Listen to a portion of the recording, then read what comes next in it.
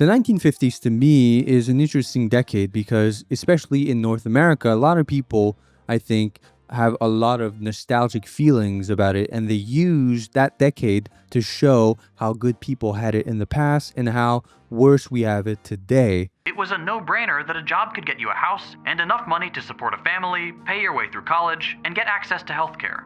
You weren't exactly free, but you weren't doing too badly either. That is no longer true.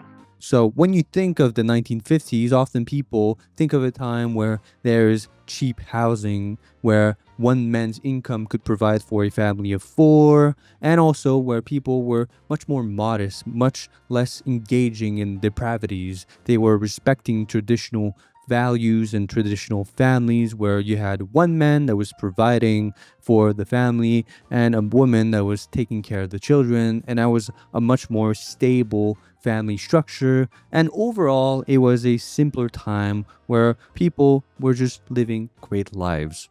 And the question that I want to try to answer in this video is that really the case? Were the 1950s really better than today? So in this video, I'm only going to focus on the United States because I think it's the most relevant country for the people that are watching this video. And also Americans are the people that I hear most often glorify or have these nostalgic feelings about the 1950s. Now, I am from Canada. If I were to do the same analysis for Canada, I might come up with a different conclusion. And if I were to do this analysis for other countries, because they have different histories, different cultures, different values, you might end up with a different conclusion. But I think overall, no matter the country, I think people generally have a nostalgic feeling about the past, especially older people. And you can find in every single decade, some people saying that 50 years ago was better than today. For example, this is a thread compiling all the times that people said that life was better 50 years ago. For example, in 2023, 58% said that life for people like them is worse today than it was 50 years ago. In 2018, same thing, 41%. In 2009, they said 65% thought that life was better in the 1950s. 1994, same thing. 1961, things were better 50 years ago. 1934, things were much better 50 years ago than now. 1890, so you get the point. Now, one person having an opinion about what was life like 50 years ago is not really representative of the whole thing. You could probably find in any decade someone just saying that life was better 50 years ago. But I think this shows that at least a small group or a large group, depending on the decade of people, would think that 50 years ago was better from now. So we have this general, nostalgic feeling that people tend to have no matter the time. Now, in this video, what I'll try to do is answer three main questions. The first one is, how much did home prices really increase from 1950s to today? The second one is, can you still raise a family of four with a single income? And the last one is, was life in the 1950s really better than today? Now, all the sources that I'll be using to answer those questions will be in the description down below. There's way too many sources to all put in the description. So I'll create a nice and structured Google Doc with all the sources that I'll be using, so you can check them and see if there's any errors that I'm making while trying to answer those questions. Now, let's start with the first question, which is, how much did home prices really increase? Now, usually when people try to answer this question without doing much research, is that they Google, what is the average home price in the 1950s? And it turns out it was $7,300 in the US. And then adjusted for inflation, that's $89,000. And you think, wow, compared to the median home price in 2023, which is $431,000, there's a 5x increase in home prices in the past 70 years. So that's huge. And that's probably why people feel like they can't afford homes, right? But this analysis, this very simple analysis, I think is comparing apples with oranges, because houses in the 1950s are really not the same as houses now. There's a lot of things that are different and therefore cannot be compared just by taking one number and comparing it to another number. So let's look at the characteristics of homes today compared to homes in the 1950s. Let's start with plumbing. today, only 0.5% of the population are living in what is called plumbing poverty, which is the complete lack of plumbing. Now, if we compare that to the 1950s, in the 1950s, it was much higher, significantly higher. 35.5% of households lack complete plumbing. So they were living under plumbing poverty, according to the last article. Now let's move on to AC. AC today, about 87% of US households have air conditioning. Now, in the 1950s, it was much lower. Fewer than 2% of households had AC in the 1950s. Heating fuel in the 1940s, 75% of households were using coal or wood in the 1950s, whereas in 2000, it was only 1.8%, and I'm assuming it gets lower every year. Moving on to home sizes, which I think is the biggest change in homes. Home sizes range around 1,800 square foot to about 2,000 square foot. So this is the medium home size for all homes, all the housing inventory, and not just for new homes, because if you take new homes, then it would be much higher. So the sizes of new single family homes ranges about 2,000, 2,200 square foot to 2,800 in 2015. So because we want to compare apples with apples, we need to look at the whole housing inventory to then be able to get a price per square foot compared to the price per square foot in the 1950s. So we can't really go for these averages because it only represents new family homes. So today, an average home would look like this. It's 4 beds, 2 bath, 1,900 square foot, and it's quite nice. It has AC, plumbing, all the amenities that you would want. It's clean and nice, where in 1950s, it's still nice, but it's just much smaller. That would be 2 beds, 1 bath, 935 square foot. The average 1950s home size would be 983 square foot. So as you can see, it's still nice, but it's much smaller. Also, another thing that changed since the 1950s is the average amount of people per household. So in the 1950s, about there, it's about 3.5 people per household, whereas in the 2000 and even today, I think it has decreased. It's about 2.5, 2.7 people per household. So taking all of these characteristics, these are the differences between a 1950s home and a home that you have today. So plumbing, 0.5% doesn't have plumbing in today, but 35.5% doesn't have plumbing in the 1950s. 87% of homes have AC today. Only 2% of homes had AC in the 1950s. Coal or wood is make up only 1.8% of households for the way that they're heating themselves, but it was 75% in the 1950s. Home sizes have doubled in average size, and also way less people are living per households than in the 1950s. Well, way less. One less person is living on average per household. Now, let's move on to the most important part of this analysis, which is the price. The price for a home in the 1950s was about $7,400. And here, as you can read, this is the value, the median value of a non-farm one dwelling unit. And this is very important because you want to have the average price of all homes, not just new family homes. And it's the same thing today. We need to look at housing units and not new family homes when looking at the average price, or the median price in this case.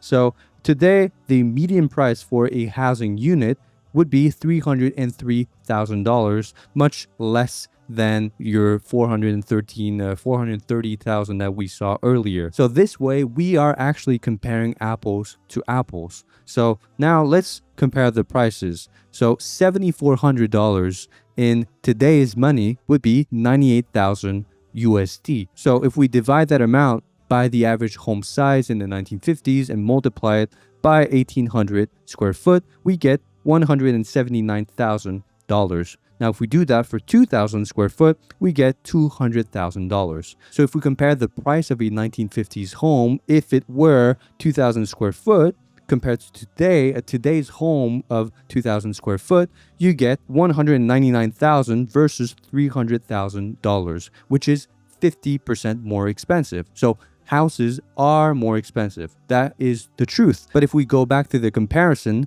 you get much more, a much better house if you buy it today than if you would in the 1950s. So you get all of those characteristics. So all of this analysis doesn't take away from the fact that it is harder for someone today to buy a house than it was in the 1950s. But there's a lot of things that change. And I think this analysis is much more honest than it is to just take 89,000 and compare it to 431,000 and say that there's a 500% increase in home prices. I think starting from a more honest analysis will lead us to better be able to pinpoint exactly where is the problem. So to conclude on this, houses have become more expensive, but there's other things that have become less expensive over time. So for example, this is the family weekly spending in 1957 compared to 2017. And as you can see, housing makes up about 50% more of their weekly spending percentage, but food makes up about 50% less than in 1957. So food has gotten way less expensive, or at least makes up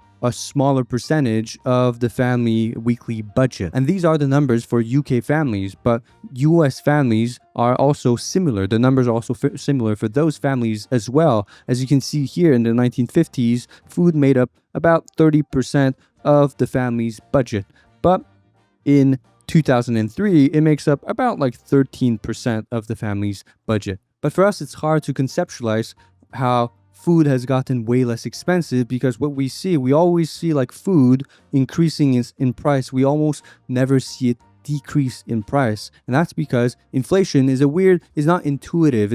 It's hard to conceptualize in your head or calculate in your head how much better you have it now than you had it in the 1950s in terms of prices. So I tried to look up the prices for food in the 1950s, and this is the only source I found. Again, the link will be in the description down below. And this source might not be the most accurate one. If you see any errors, just let me know in the comments down below. But here, as you can see, in the 1950s, steak was 85 cents per pound. And you might think, wow, 85 cents per pound, that's so cheap. But the thing is, if you adjust it for inflation, that's $9.34. So it's 10 times more. But if you just compare the 1950s price non-adjusted to 2020, $5.72 per pound, you would think, wow, food is much more expensive, because your brain is not really good at intuitively calculating what is 85 cents adjusted for inflation in today's money. Your brain is just good at comparing two numbers. And it's the same thing for other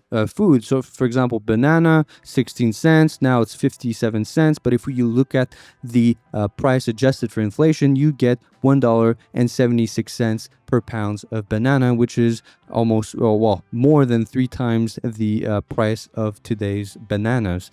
And here, as you can see, in 2020, it says $1.55 per dozens of eggs. So now this might not be accurate anymore, but you don't even have to trust this number, right? As long as the first number is accurate, the 1950s number, what you can do is just adjust it for inflation and then go to your nearest grocery store and see if eggs, for example, are more expensive now than they were in the past. For example, for me, in US dollars, a dozen of eggs would be about $3. But adjusted for inflation, in 1950 would be $5.71. So for me, eggs have gotten less expensive compared to eggs in the US in the 1950s. So let's recap the first question. How much did home prices really increase? About 50%, but food has gotten way less expensive and homes have gotten way more comfortable than they were in the 1950s. So home prices have increased by 50%, but it's a bit more nuanced than that. Now, are there policies that you can implement that would make houses more affordable? Definitely. You could definitely implement policies that would tackle zoning, NIMBYism, and also regulations that makes it harder for companies to build homes. So now let's tackle the second question, which is, can you still raise a family of 4 with a single income? Well, before trying to answer this question, let me first make something clear. The average American was not living a lavish lifestyle in the 1950s. As you saw, they were living in homes where 35% of them didn't have any plumbing, and also where most of them didn't have AC. They were living in homes that were much smaller and also didn't have all the material goods that we take for granted today. So here's a quote from an article called "Can You Raise a Family on One Income?" It says, "Suppose you are a medium worker that wishes to reproduce a 1960s lifestyle. How do you do this? You'd move into a 1,200 square foot ranch house with one bath in a working class immigrant neighborhood. To get a car as unreliable as a 1960s car, you must buy a cheap 15-year-old car. To get a TV as bad as a 1960s TV, you find one that someone left out at the curb. You give up your cell phone, no vacation by jet, it's a drive down to Disneyland. You get the idea." So the 1950s, or here the 1960s, weren't as lavish as pictures might make them out to be. And there's a concept called the lifestyle creep that I think fits nicely here, where usually this term refers to when someone gets a promotion or an increase in salary, they also increase their expensive, they increase their lifestyle quality. So every time that they have an increase in income, they will increase their expensive, and therefore, even though they make more money, they will keep living paycheck by paycheck, and they won't save for a rainy day, where if they get a demotion or they lose their job, well, they will not be able to afford their lifestyle anymore. And I think this concept applies well to what is happening with our expectations of our standards of living, where we get so used to having certain things, like for example plumbing, that we take it for granted, and we don't realize that this is a huge upgrade compared to the past. So it's true that I think 60 to 70% of families lived with only one income, but the real question is, would you want to live like them? So let's see if someone today could live the modern equivalent of a 1950s lifestyle with only one income.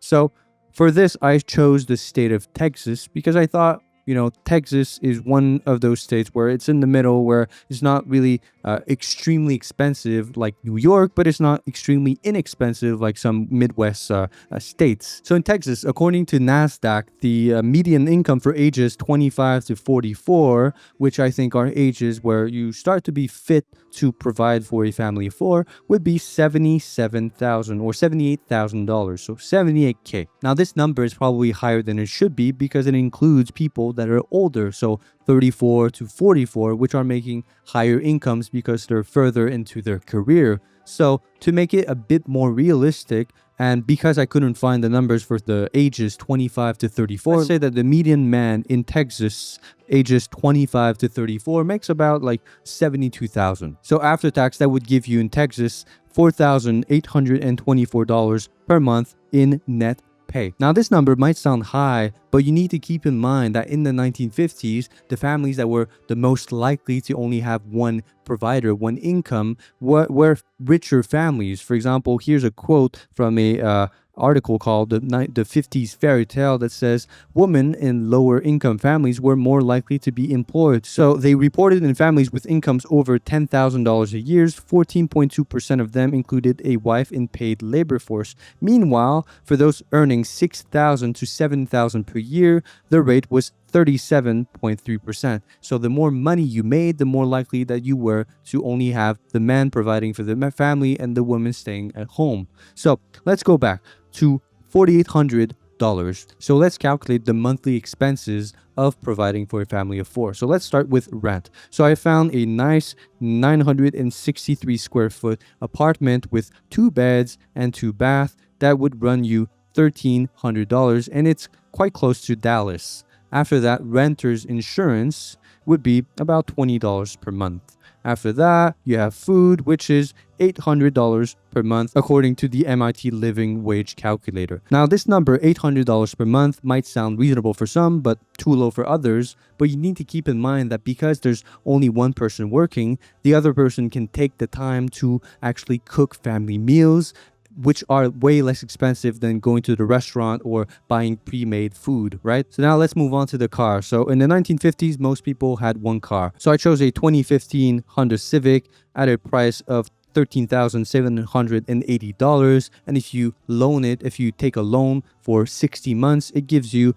a monthly payment of $288. Now, you don't have to take a 2015 Honda Civic. You can take a 2010 Honda Civic that costs way less, and you can finance it for 24 months or 48 months, or you can pay cash if you have it. So these will all depend on your choices, but I think it's reasonable 2015 Honda Civic. Now, for utility bill, water, and internet. So electricity would be $100, internet $58, and water would be $40. So after that, you have gas. So here it says that the average cost of gas per month can range from $130 to $200 for the typical American. Now, I assume that because there's only one car, the car is used way more often, and so I took the higher part of the range, which is $200 per month for gas. After that, car insurance. Here it says for a 2015 Honda Civic, if you're 20 to 29 years old, it runs you $223 per month. Now, this one seems a bit high because for me, I have a 2019 car that is more expensive, and I pay about $120 per month Canadian, which would be about like $90 per month in USD. Now here I assume it was correct, but there's probably some ways that you can find lower prices for car insurance. Now moving on to phones, because I'm kind and I want to make this scenario as realistic as possible, I assume that both people would have phones, so that's ×2. So this is a payment plan that you can get from the phone company for a Samsung Galaxy A15 5G. And with this phone, the phone plan I chose is $90 per month for 2 phone lines, and you get unlimited talk and text and 50 gigabytes of premium data. So even if you want to save as much as possible, you could even forgo your internet line and just go with the 50 gigabytes of premium data. But here I want to make it again as realistic as possible, so I included both. Moving on to health insurance. Now this is the part that I'm not too sure about because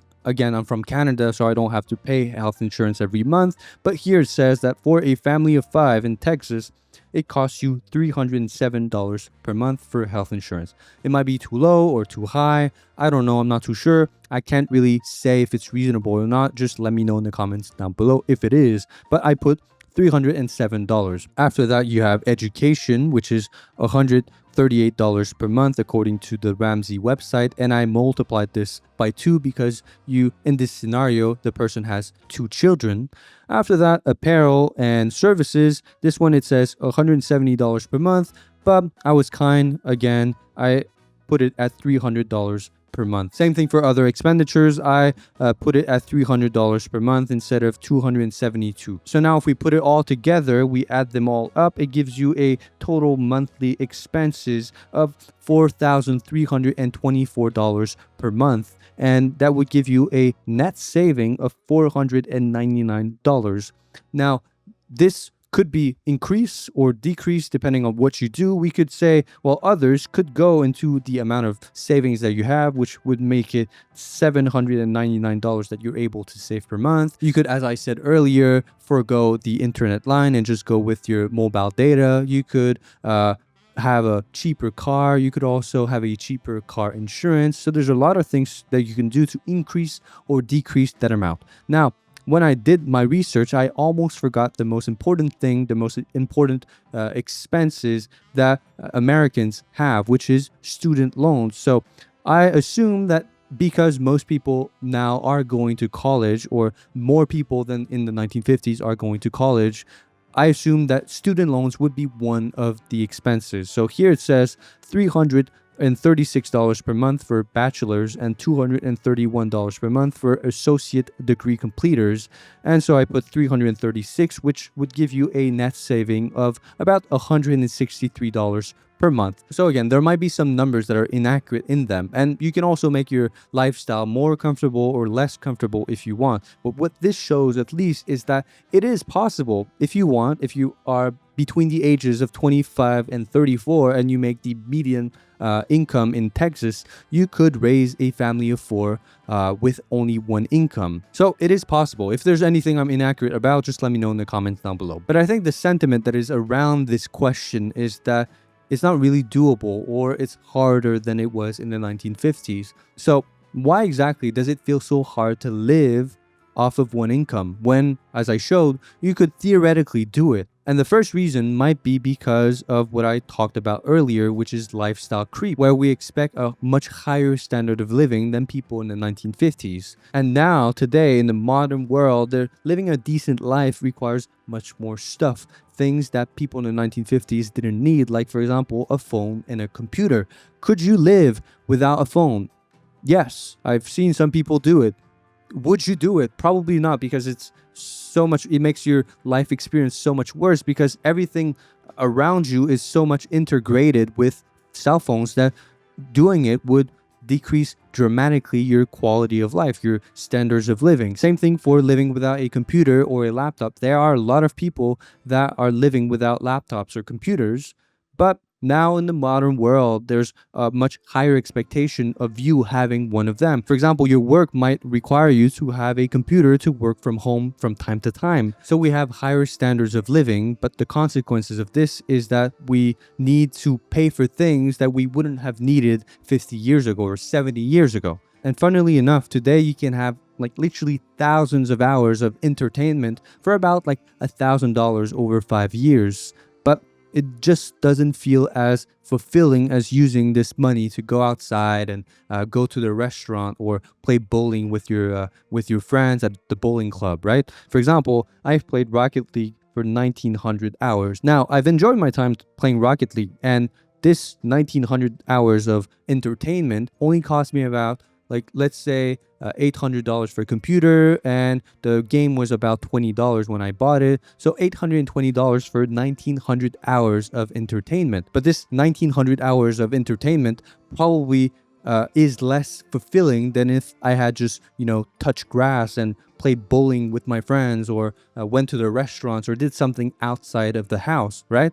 The second reason why it might feel so much harder today to live off one income is that, well, housing is more expensive, so it might feel harder for you to buy a home in the future, even though you might get more when it comes to AC or plumbing or home size. Well, it doesn't matter if the home price is higher than it was before. My bank account will still suffer if I decide to buy a house. Now, the third reason why living off of one income might feel harder than it was in the 1950s is probably because in the 1950s, they had a booming economy. So although they started low, well, they lived through all this growth. So here, as you can see, the average growth in the 1950s to 1960s is much higher than the growth today. So this change might affect how we feel towards the economy, because I think humans like to improve and we don't like to stay stagnant at the same place. So starting from a not so great situation to a decent situation probably feels way better to us than starting from a decent situation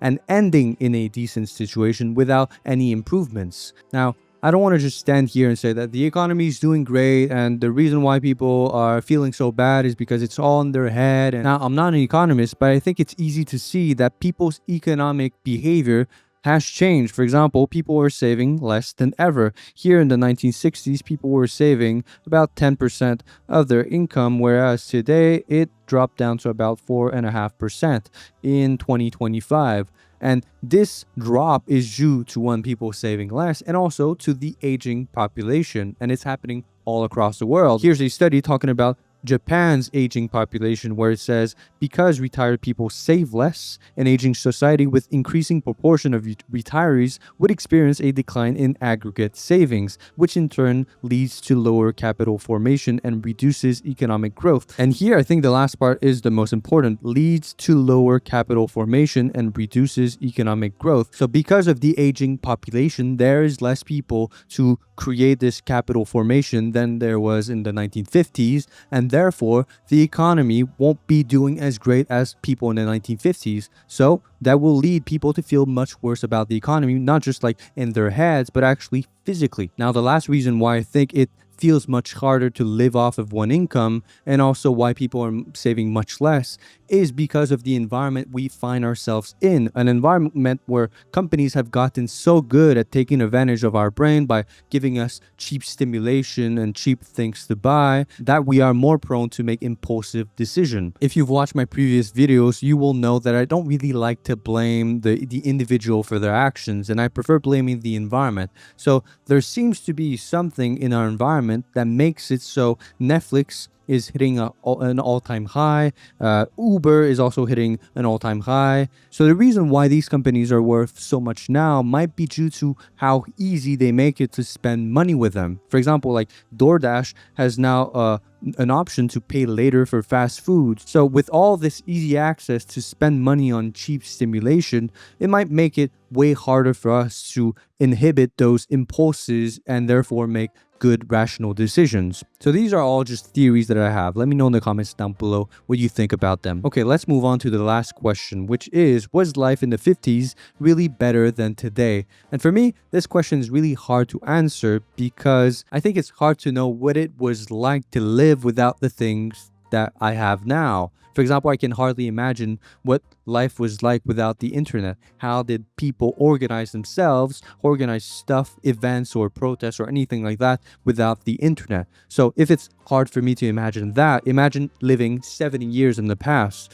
So the only thing that I can base myself on to answer this question are statistics and also accounts of what it was like in the 50s. So here it is. Let's start with poverty. So poverty in the 1950s was about 22% of the population, whereas in 2019 it's 10.5%. So poverty has gotten better. Same thing for civil rights. So the civil rights movement started in mid 1950s. So all the things that the civil rights movement fought for, you still had it in the 1950s. Moving on to women's right, although they got the right to vote in the 1920s in the United States about that time, there was still this deep mistrust of women. And here's a quote from the book The Way We Never Were by Stephanie Coontz. So she says, quote, "All women, even seemingly docile ones, were deeply mistrusted. They were frequently denied the right to serve on juries, convey property, make contracts, take out credit cards in their own name, or establish residence. A 1954 article in Esquire called Working Wives a Menace, a life author turned married women's employment a disease." So although there might still be problems today, there's been huge improvements since the 1950s. And in the 1950s, they weren't shy about giving tranquilizers to women so you can calm her quickly and easily. So they look like this, and they got really popular in the 1950s to treat manic women, right? Here in the same book, The Way We Never Were, it says, quote, "Virtually non-existent in 1955, tranquilizer consumption reached 462,000 pounds in 1958 and soared to 1.15 million pounds merely a year later. Commentators noted a sharp increase in women's drinking during the decade, even though many middle-class housewives kept the liquor stash hidden and thought no one knew that they needed a couple of drinks to face an evening of family togetherness. But not even the 4Bs, as the mother of a colleague of mine used to label her life in the 1950s, booze, bowling, bridge, and boredom could entirely conceal the discontents." So there's been huge improvements when it comes to women's rights, and same thing for the rights of homosexuals, because in the 1950s there was a practice called gay baiting, which is this one, quote, "The Civil Service Commission fired 2,600 persons as security risk and reported that 4,315 others resigned under the pressure of investigations that asked leading questions of their neighbors and inquired into the books they read or the music to which they listened. In this atmosphere, movie producer Joel Schumacher recalls, no one told the truth. People pretended they weren't unfaithful. They pretended they weren't homosexual. They pretended that they weren't horrible." Quote. So gay baiting was basically the practice of putting pressure on homosexuals by investigating their lives. Also, for teen pregnancy, there's been a huge decrease in the amount of teen pregnancies, where in the 1960s it was 43.9 teen pregnancies per thousand teens, whereas in 2022 it has come down to 5.6. So as you can see here, the traditional values of the 1950s didn't really mean that people were more pure and abstinent. It just meant that they were able to hide it well. And it's the same thing for out of wedlock babies. The fact that having a baby out of wedlock was perceived very poorly didn't stop people from having babies out of wedlock. It just meant that they needed to find a way to hide it. For example, quote, "There was an increase of 80% in the number of out of wedlock babies placed for adoption between 1944 and 1955. So in the 1950s, to not get ostracized by your community because you had a baby out of wedlock, what some mothers would do is that they would go to homes for unwed mothers and then stay there for a month or two, give birth, and then give their baby up for adoption and come back to their community as if nothing happened. So this forced a lot of women to do that to avoid the shame from the people around them. So overall, if we summarize the 3 questions that I asked today, I tried to answer today. The first one, how much did home prices really increase? It increased by about 50%. Could the prices go down with better policies? Absolutely. Now, for the second question, can you still raise a family of 4 with a single income? The answer is yes, but you will have to make a lot of sacrifices. And finally, the last question, was life in the 50s really better than today? Not really. There are a lot of things that we take for granted because we don't see the change or we haven't experienced what it was like living without something. And I think sitting down and opening a book from a historian from the past that's describing the 1950s can really open your eyes to the things that you take for granted because you've lived all your life with it and never lived without it. Now, for me, what really opened my eyes was the book The Way We Never Were by Stephanie Coontz, where she describes the American way of life from the 1700s up to the 1950s. And I think it was written in the 1990s. So if you want to read it, the link will be in the description down below. Now, if you have anything that you disagree with me, any things that I got wrong or I could be more accurate on, don't hesitate to let me know in the comments down below. Thank you for watching, and I'll see you next week.